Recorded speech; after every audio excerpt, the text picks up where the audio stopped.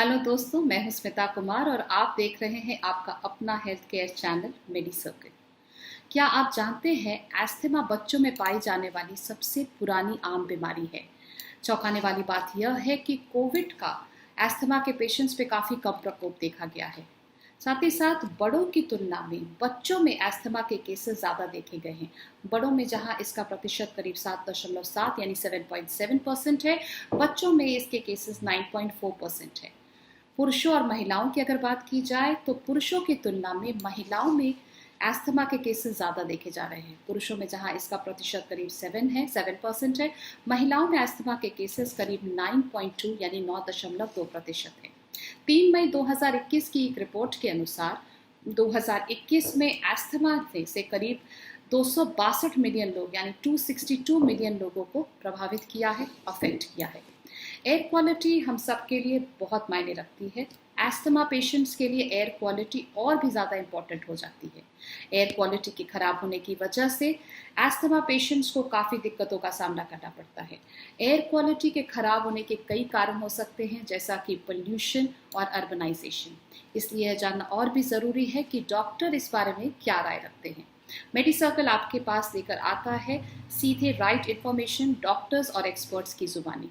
तो आइए डॉक्टर से ही जानते हैं कि वो क्या टिप्स है जिसे अपनाकर हम एस्थमा के अटैक से बच सकते हैं और एस्थमा को कंट्रोल कर सकते हैं। Stay healthy, stay tune to Medi circle.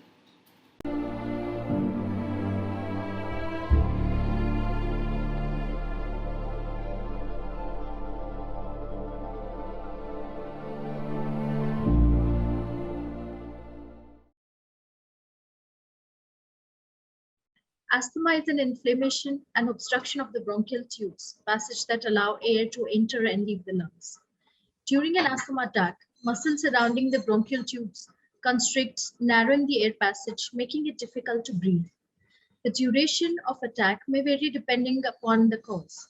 At MediCircle, on the occasion of World Asthma Day, we're speaking to eminent pulmonologists, respiratory therapists, pediatricians to build awareness regarding respiratory-related diseases and their available treatments. Hi, this is Sana Khan, and today in this initiative, we're going to speak to Dr. Sarika Verma. Dr. Sarika is an ENT surgeon and allergy specialist. She is the director of Allergy Doc Clinics. Allergy Doc is a chain of allergy clinics for treating patients suffering from all kinds of allergies, including sneezing, bronchitis, asthma, skin, and food allergies.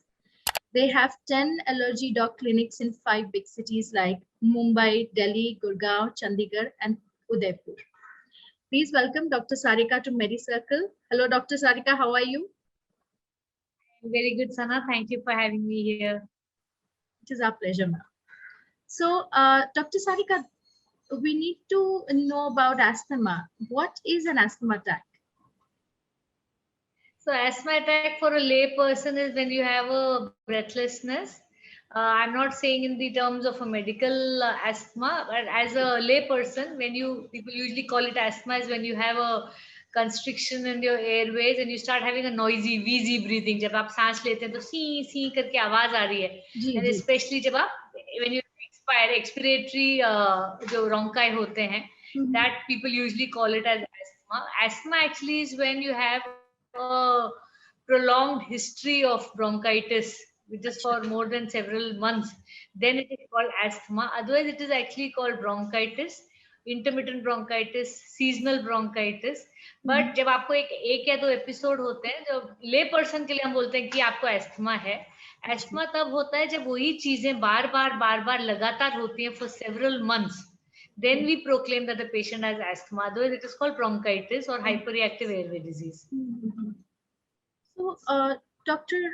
Sarika, what are the tests to diagnose it, or how can we detect it? Yeah, so detection is usually by the history taking. The patient बताता है कि सांस लेने में दिक्कत आती है, खांसी होती है, especially at night. A lot of time patient जो है रात को सुबह 2 से 4 बजे के बीच में सोते समय उनको कंस्ट्रिक्शन होता है, खांसी होती है. छोटे बच्चों में आपको होगा कि जैसे वो लेटेंगे सोएंगे तब उनको खांसी होती रहती है. Sometimes they vomit out also. And people who need a nebulizer, inhaler लेने के बाद नेबुलाइजर लेने के बाद आपको बहुत अच्छा महसूस होता है. जी. So those are the clinical ways to identify. Of course, for a doctor, when we use a stethoscope and check your chest, and जब आपकी noisy breathing होती है, उसको रोंकाई कहते हैं. तो जब डॉक्टर आपके चेस्ट को चेक करते हैं, तो उनको सुन जाता है कि आवाजें आ रही हैं, which is classic of asthma. Of course, asthma to detect करने के लिए spirometry test किया जाता है, which is a little expensive test. And उसमें आपके before medicine and after medicine test किया जाता है. First you take baseline reading जो आपकी लंग कैपेसिटी को मेजर करती हैं और एक्सपिरेटरी रेट को मेजर करते हैं कि आपने एक सेकंड में दूसरे सेकंड में कितना एयर निकाला. It's little technical. एंड उसके बाद फिर इनहेलर देने के बाद फिर दोबारा टेस्ट किया जाता है, जिससे पता चल जाता है कि जब ये इनहेलर लेके आपकी जो वैल्यूज बेटर हो जाती है, that is typically it is diagnostic of asthma. Asthma कई प्रकार के होते हैं and you know it can be a seasonal and there are lots and lots of persistent and there are allergic asthma and then there are many kinds of asthma. Let's not go into that because ये सिर्फ patient को समझाने के लिए ये video बना है, तो मैं मेडिकल उसमें नहीं बात कर, टर्मिनोलॉजी में नहीं बात करूंगी. जस्ट फॉर अगर आपके घर में किसी को भी सांस लेने में दिक्कत होती है, खांसी होती है, तो डेफिनेटली आपको डॉक्टर के पास जाके चेक करवाना चाहिए, देखना चाहिए कि उनकी लंग्स में ऑक्सीजन आ रही है नहीं आ रही है. और अगर लंग्स बिल्कुल ठीक है देन उसके बाद जो है कार्डियक चेकअप होता है. लेकिन सबसे पहले commonest thing is respiratory distress. और बच्चों में क्या होता है, बच्चे जो है उनका कॉफ रिफ्लेक्स वीक होता है, तो इतनी जल्दी वो उनको पता नहीं चलता है. बट बच्चों में जो है एकदम सुस्त हो जा रहे हैं और उनको खांस खांस के वो थक जाते हैं. पर रिब्स के बीच में जो इनड्रॉइंग ऑफ रिब्स होता है, एक्सेसरी मसल्स ऑफ ब्रेथ, जो सांस यहाँ लेते हैं तो ये जोर जोर से इनकी पसलियां चलती हैं. तो बच्चों में these are signs that the child is in respiratory distress और इनको अर्ली ट्रीटमेंट की जरूरत है. तो I would suggest that's a good time to go to your paediatrician. वो नेबुलाइज करते हैं, मेडिसिन देते हैं, ताकि बच्चा जो है हॉस्पिटलाइज होने की नौबत पे ना आए. और कई बार मैंने देखा है कि पेरेंट्स जो है नेबुलाइजर होने के बावजूद नेबुलाइज नहीं करते हैं, बोल के कि नहीं नहीं हम नेबुलाइज नहीं करेंगे, आदत पड़ जाएगी. That is a total misconception. देखिए अब because we live in a very polluted country, India में out of the world 15 most polluted cities, 13 of them are in North India. So it is a very sad thing for all Indians कि हमारे बच्चे जो हैं इतने polluted वातावरण में पल रहे हैं. And that effect it takes place on every part of the body, including your intellect, your kind of thinking, analytical thinking, lung capacity जो measure किया गया, Indian children versus children, urban children versus children living in rural areas, तो देखा गया है कि urban children की lung capacity जो है कम होती है, क्योंकि हम लोग बहुत polluted air में रहते हैं. That of course is a different topic. लेकिन अगर आपके घर में किसी को भी खांसी रहती है, लगातार बहुत दिन से खांसी हो रही है, खासकर रात में खांसी जो nocturnal cough is very characteristic of allergic asthma. And अगर 80% asthmatics को ना जुकाम और छींके रहता है, तो जो छींके वाले पेशेंट कई बार होता है आप उठ के रोज सुबह छींके मार रहे हैं, 8, 10, 15 छींके मार रहे हैं. तो अगर ऐसा है तो आपको डॉक्टर के पास जाके इलाज जल्दी करवाना चाहिए. बिकॉज अगर आप it's a single airway single disease, जो स्किन आपकी नोज में है वही स्किन आपके एयरवे में को लाइन करती है, जो ciliated columnar epithelium. तो अगर आप जो एलर्जी को नोज में कंट्रोल कर लेंगे then it will have a calming effect on the rest of the lungs, and उस पे भी जो है आपके episodes of asthma and the severity of asthma will come down अगर आपने सही से ट्रीटमेंट कर लिया, जल्दी ट्रीटमेंट कर लिया. अच्छा, अभी ये ट्रीटमेंट के ऊपर आप आए हैं तो डॉक्टर सारिका ये भी बता दीजिए कि ये एस्थमा की ट्रीटमेंट क्या है. एस्थमा के मल्टीपल ट्रीटमेंट्स होते हैं. The 3 levels. One of course is the medical management. जैसे आपको मान लीजिए सीजनल एस्थमा है, कुछ पेशेंट होते हैं जिनको एवरी फरवरी मार्च एवरी सितंबर अक्टूबर दिक्कत आती है. आपको एक हिस्ट्री पता है कि हर साल ये दिक्कत है, तो उस टाइम मैं बोलूँ ऐसे पेशेंट जो सीजनल वाले हैं, हम उनको बोलते हैं कि आप प्रिएम्प्टिवली दवाई शुरू कर दीजिए एंटी एलर्जिक मल्टीलूकास्ट के साथ. आप 4 से 6 हफ्ते ले लीजिए before, may be a week 10 days before your episode starts.